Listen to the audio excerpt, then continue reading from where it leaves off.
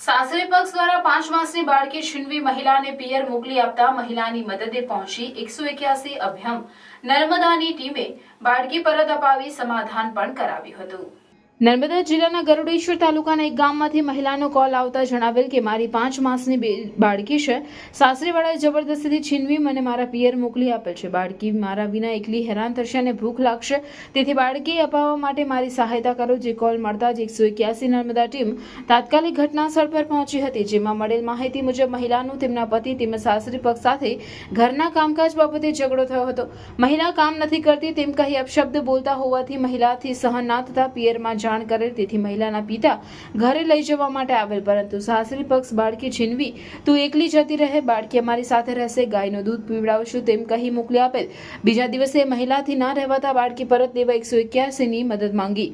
181 ટીમે સામા પક્ષને સમજાવી કાયદાકીય સમજ આપેલ। નવજાત શિશુ માટે માતાનું ધાવણ શ્રેષ્ઠ હોય તેમ સમજાવેલ। નવજાત બાળક હોવાથી મહિલાથી ઘરની જવાબદારી પર પૂરતું ધ્યાન ના આપી શકતા તેમની વ્યથાને સમજવા જણાવેલ। બાળકને પરિવારના સભ્યો સાચવે તો મહિલા ઘરનું કામ કરે તેમ જણાવેલ, તેથી સાસરી પક્ષ સમજી ગયેલ અને બાળકી પરત આપી હવે પિયરમાં ન જવા સમજાવેલ, પરંતુ પિયરમાં સામાન હોવાથી 2 દિવસમાં પરત આવતી રહેવા મહિલાએ જણાવેલ। આમ 181 નર્મદા ટીમ દ્વારા બાળકી પરત અપાવી બંને પક્ષ વચ્ચે સુખદ સમાધાન કરાવવામાં આવેલ।